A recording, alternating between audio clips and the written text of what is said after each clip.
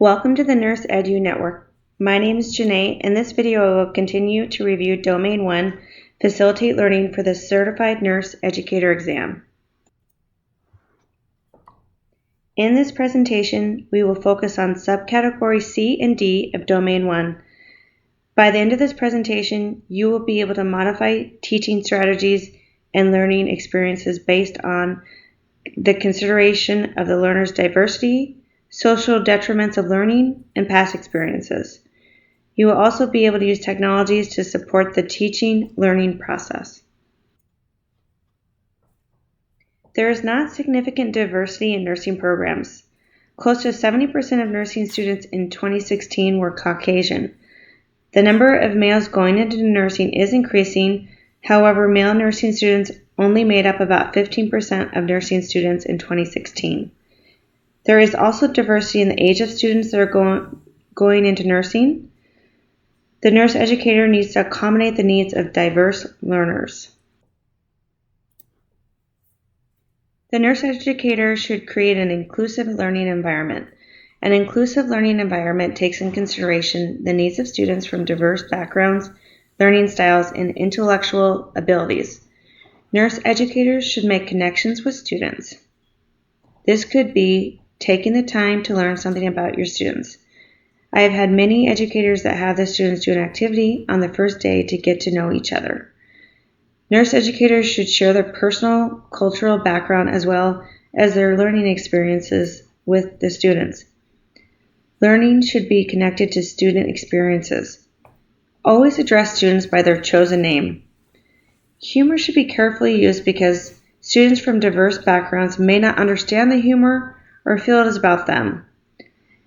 Ethnic role models are a great way to provide an inclusive learning environment.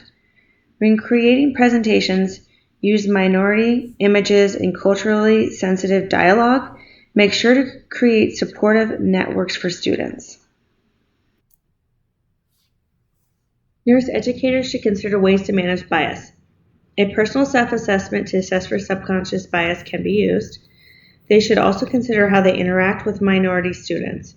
It is important to use gender-neutral terms.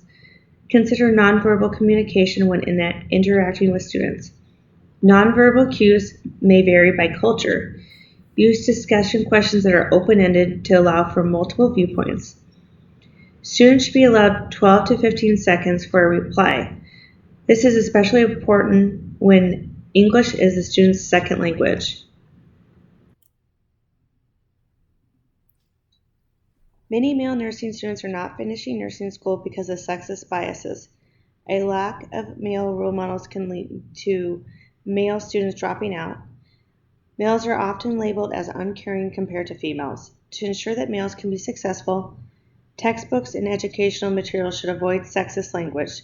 There also should be more male nurse role models. Generation X was born between 1965 and 1979. They are the children of the baby boomers. They were often left alone because their parents were working or divorced. As adults, this has led them to being more independent and adaptable. They prefer traditional learning strategies such as reading and guided lectures. They also prefer to use technology in limited amounts. They prefer learning in a structured environment, but they also do value flexible scheduling. Generation Y, also known as millennials, were born between 1980 and 1995. They are currently the largest generation in the U.S. They were the first generation to experience the technology boom, so they are tech savvy. They grew up with a lot of structure as a child because their parents had them involved in academics and sports. They prefer immediate feedback and a structured environment.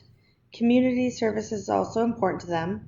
They are also known for multitasking and they value doing more than knowing. To keep millennials engaged, they need active learning strategies and various types of activities. They do not enjoy the traditional lecture format. Generation Z is born between 1995 to present. They are known to rapidly absorb information and then forget it later. They grew up with social media and cell phones. They are also technology focused and prefer active learning strategies.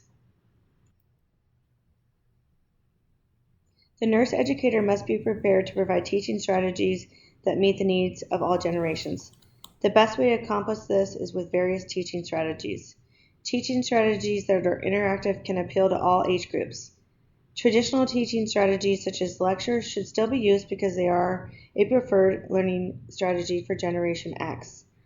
Teaching strategies that are web-based and incorporate web-based media and technology will meet the needs of Generation Y and Z.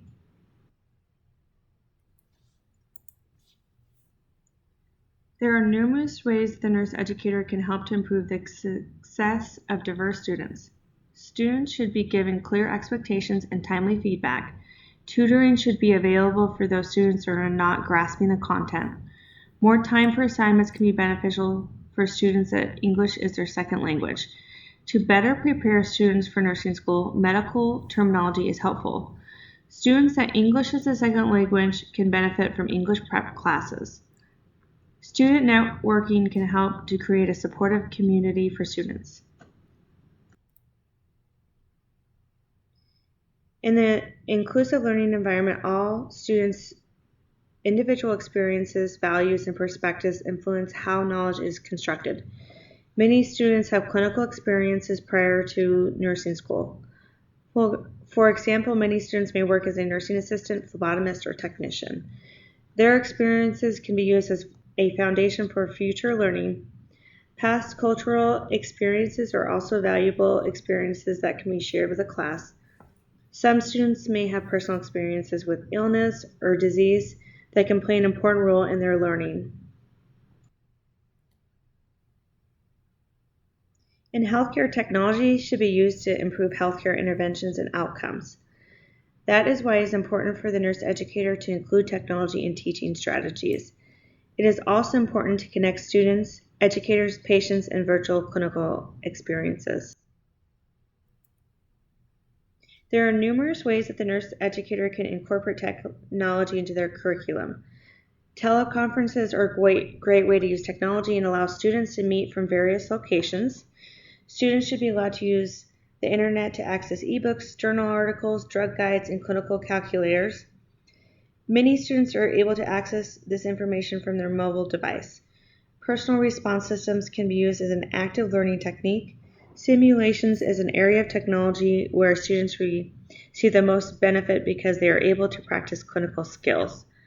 Online learning allows students to use technology to complete courses, watch videos, and complete telehealth simulations. In this presentation, you learn teaching strategies to assist the nurse educator in meeting the needs of diverse learners. The best way to meet their needs is to use various teaching strategies. Teaching strategies are also beneficial in meeting their learning needs. You also learned how social detriments of learning can affect diverse students and strategies for success.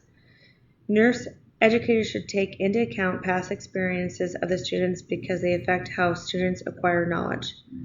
As technology continues to become more important in healthcare delivery, nurse educators should incorporate teaching strategies that use technology. For this presentation, I used Chapter 2 and 7 of Billings and Halstead and Chapter 1 of Caputi. In my next presentation, I will continue to review Domain 1.